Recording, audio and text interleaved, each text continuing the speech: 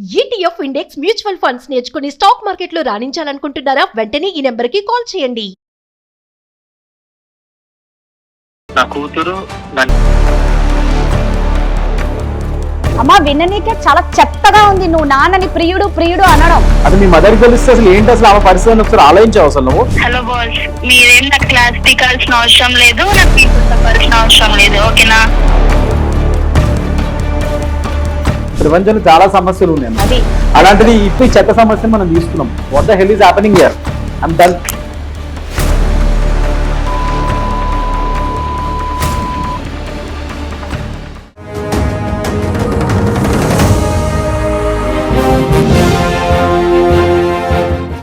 నమస్తే, నిప్పులాంటి నిజం కార్యక్రమానికి స్వాగతం.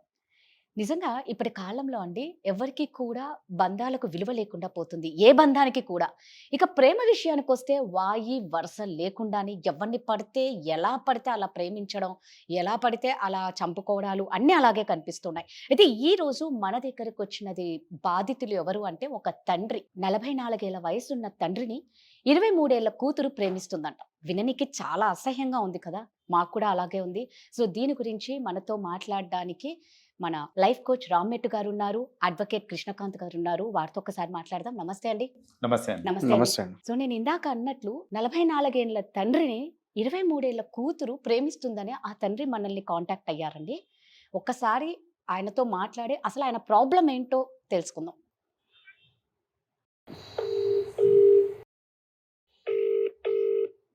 హలో హలో, రమేష్ గారా అండి? అవునండి. నమస్తే అండి, నేను సుమన్ టీవీ నిప్పులాంటి నిజం కార్యక్రమం నుంచి కాల్ చేస్తున్నా అండి. మేడం మేడం నమస్కారం మేడం. నమస్కారం. అంటే మీరు అన్నారు కదా, ఒకసారి మీ కూతురు మిమ్మల్ని ప్రపోజ్ చేస్తుంది, మీ కూతురు మిమ్మల్ని ప్రేమించమంటుంది అని అంటున్నారు కదా. అవును మేడం. ఒక్కసారి దరిద్రం ఎలా చెప్పాలో కూడా అర్థం కావట్లేదు మేడం. అది విననీకి మాకు కూడా చాలా ఇబ్బందిగానే ఉంది. రమేష్ గారు కొంచెం పెద్దగా మాట్లాడతారా? మీ వాయిస్ చిన్నగా వినిపిస్తుందండి. మేడం ఇప్పుడు ఓకేనా మేడం? ఓకే అండి.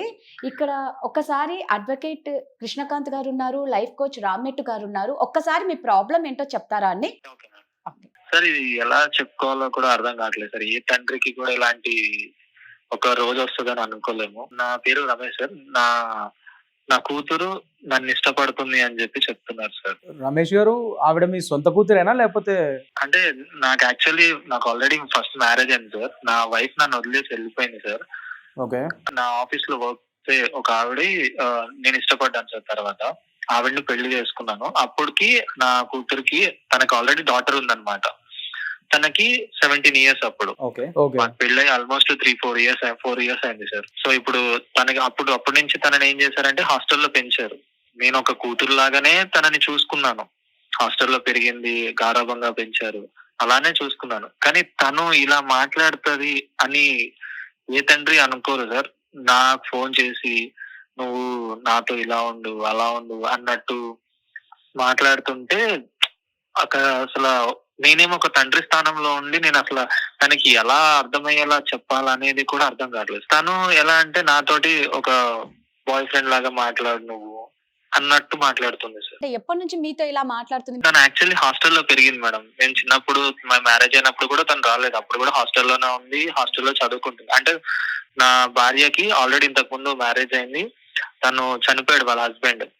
సో ఆ అమ్మాయికి నాకు మా ఒకటే ఆఫీస్ లో వర్క్ చేయడం మూలంగా ఇద్దరం ఒక అండర్స్టాండింగ్ లో ఉండి ఇంకా చేసుకున్నాం మ్యారేజ్. తనకి ఎవరు తోడు లేరు అన్నట్టు. తనకు ఆల్రెడీ అప్పుడు ఒక కూతురు ఉంది. సో ఆ కూతురు హాస్టల్లో ఉండి చదువుకోవడము అలా చేసేది. లాస్ట్ ఒక 6 months నుంచి ఇలా మాట్లాడుతూ వస్తుంది మేడం. ఒక్క కూతురేనా? ఒక కూతురే మేడం. మరి మీరు ఎప్పుడు మీ వైఫ్ కి చెప్పలేదా? ఎలా చెప్పుకోగలుగుతాను మేడం? ఇది ఇప్పుడు నేను నా భార్యను ఇష్టపడి చేసుకున్నాను. ఒక అండర్స్టాండింగ్ లో ఒక ఆఫీస్ లో వర్క్ చేస్తున్న ఎంప్లాయీ. కానీ ఒక కూతురే ఇలా నన్ను ఇది చేస్తుందంటే ఏ తల్లి తట్టుకోగలుగుతుంది మేడం? సరే, ఇప్పుడు ఎన్ని ఇయర్స్ నుంచి మిమ్మల్ని లవ్ చేస్తుందండి మీ కూతురు? అసలు అడగనికే లాస్ట్ ఒక 6 months నుంచి మేడం. ఇది నాకు కాల్ చేసి నాతో ఇలా ఉండు అలా ఉండు అంటే వీళ్ళు పెరిగే వాతావరణం మూలంగా ఇలా అవుతుందా, లేదా హాస్టల్ ఎన్విరాన్మెంట్ వల్ల అవుతుందా, లేకపోతే ఇప్పుడు నేను ఎంత చెప్పినా గానీ ఒక తండ్రి స్థానంలో ఉండి అలా కాదమ్మా ఇలా చూడాలి ఇలా ఉండాలి అని చెప్పినా కూడా తను ఏంటంటే లేదు నువ్వేమీ నా సొంత నాన్నవు కాదు కదా అన్న మాట్లాడుతుంటే ఓ తండ్రి స్థానంలో ఉండి తట్టుకోలేకపోతున్నాను. రమేష్ గారు, ఒకటి సార్. నేను అంటే ఒక లాయర్ దగ్గర డాక్టర్ దగ్గర ఏది దాచకూడదు అని అంటారు. సో నేను ఒక క్వశ్చన్ మిమ్మల్ని చాలా స్ట్రైట్ ఫార్వర్డ్గా అడుగుతున్నాను. అంటే మీరు ఇప్పుడు చెప్పడం బట్టి నాకు అర్థమైంది ఏంటంటే ఆవిడ ఆ పిల్ల మీ సొంత కూతురు కాదు, ఓన్ బయాలజికల్ డాటర్ కాదు ఒకటి. కాదు. సో సవతి కూతురు. So okay. అండ్ పెళ్ళప్పుడు కూడా ఆ అమ్మాయి లేదు, హాస్టల్లోనే ఉండి లేదు. పెరిగింది కాబట్టి సో ఫస్ట్ నుంచి మిమ్మల్ని ఒక తండ్రి స్థానంలో కానీ లేకపోతే అందులో ఒక టీనేజ్ వయసులో ఉన్నప్పుడు మీరు వాళ్ళ మదర్ని పెళ్లి చేసుకున్నారు కాబట్టి, ఈ పిల్ల టీనేజ్ వయసులో ఉన్నప్పుడు సో మిమ్మల్ని తండ్రిగా ఇంకా పూర్తిగా ఆమె యాక్సెప్ట్ చేయలేదన్న విషయం కూడా మనకి ఇక్కడ అర్థమవుతుంది.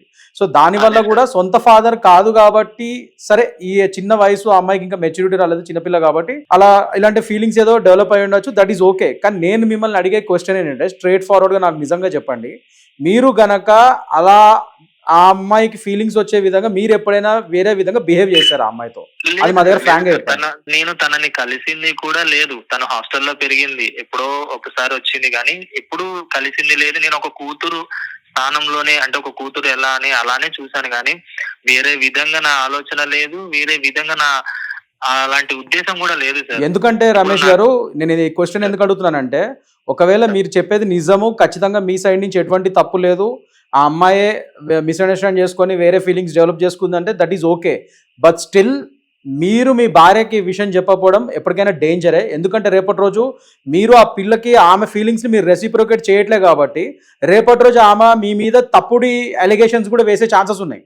అండ్ ముఖ్యంగా ఇవాళ రోజు ఇప్పుడున్న బిఎన్ఎస్ సెక్షన్స్ ప్రకారం, భారతీయ న్యాయ సంహిత సెక్షన్స్ ప్రకారం రేప్ ఎలిగేషన్స్ కానీ లేకపోతే సొంత కూతుర్లు కానీ లేకపోతే సవతి కూతుర్లని ఇట్లాంటి ఎక్స్ప్లాయిట్ చేసే విధంగా ఏమైనా ఎలిగేషన్స్ పడితే మాత్రం చాలా సివియర్ పనిష్మెంట్స్ ఉంటాయి దానికి మీకు. సో మీరు తప్పు చేయకపోయినా, ఇప్పుడు మీరు చెప్పే మాటలు బట్టి మీరు నిజంగా తప్పు చేయలేదని అంటున్నారు. So I will go with your word right now.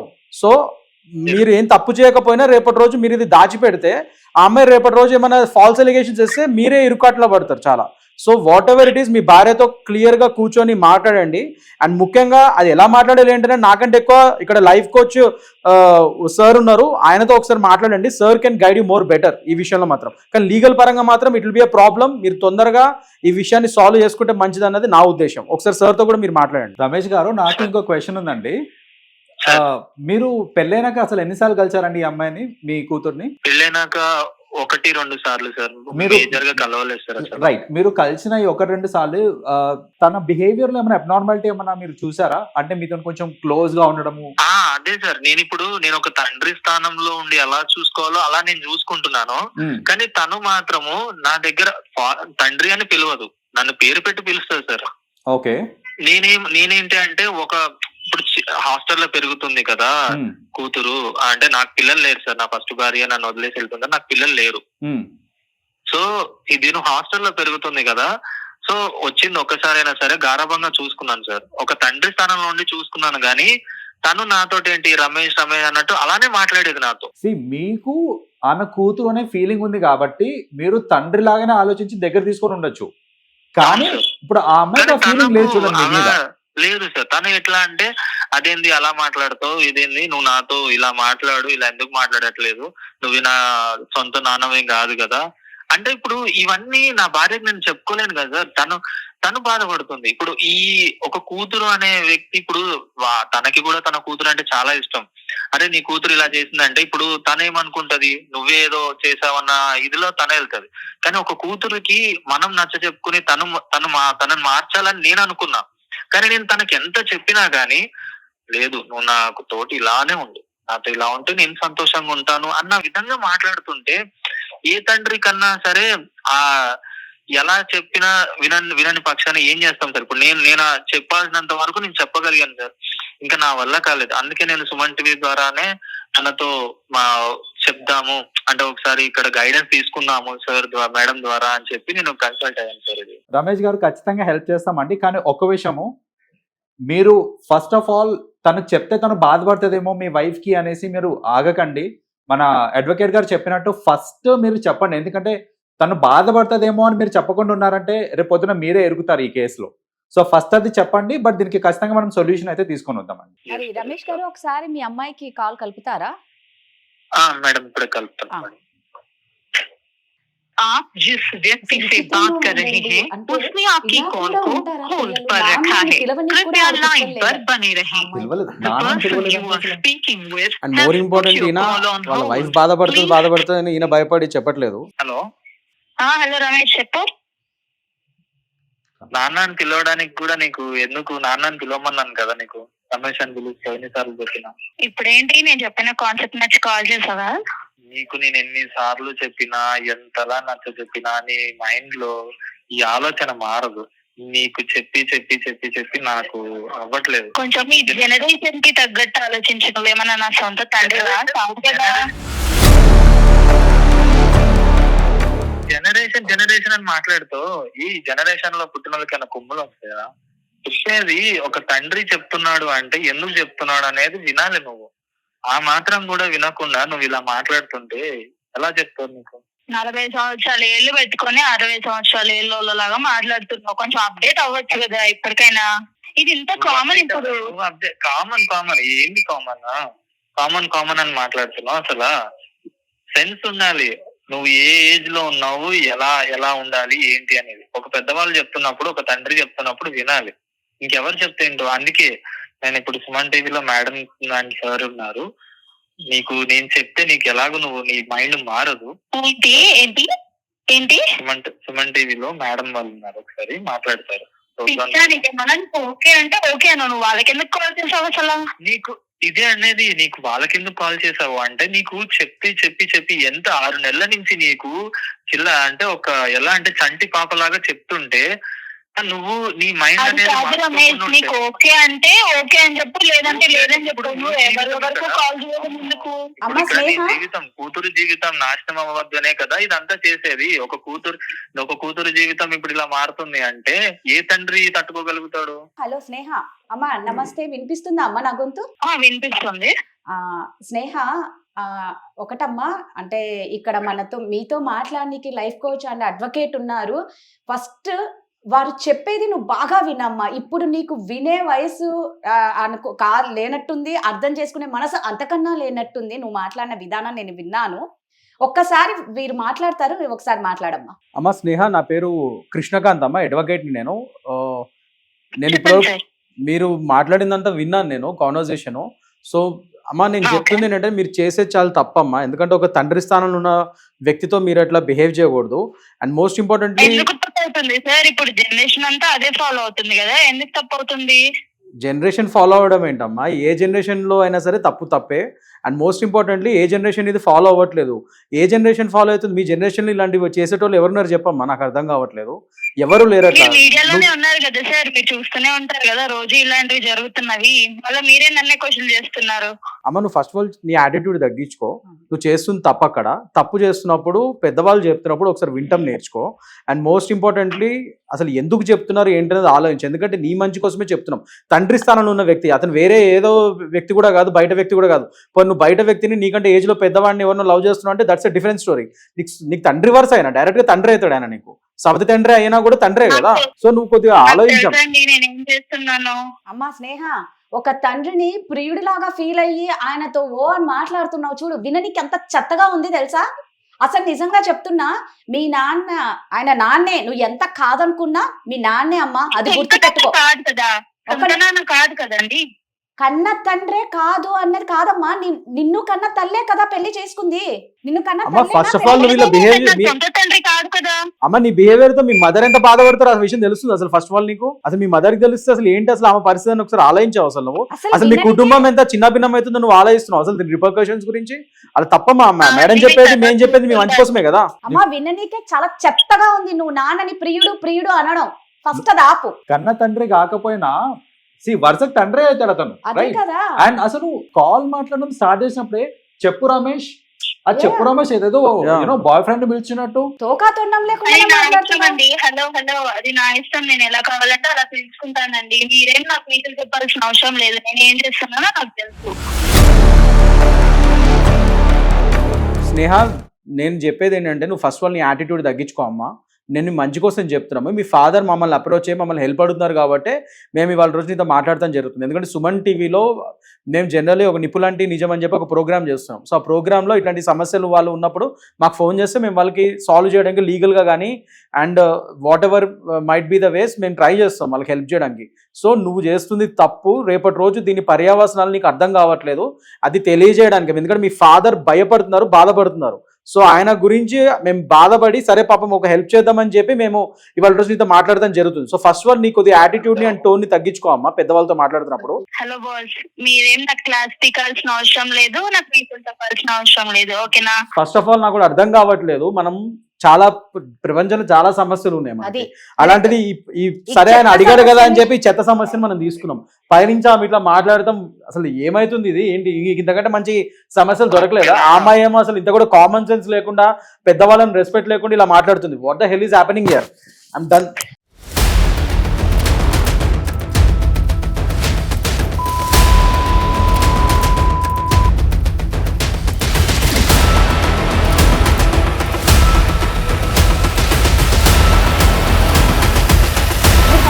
కూర్చోండి. Please. Yeah, yeah. ఇప్పుడు ఇది చెత్త సమస్య కావచ్చు.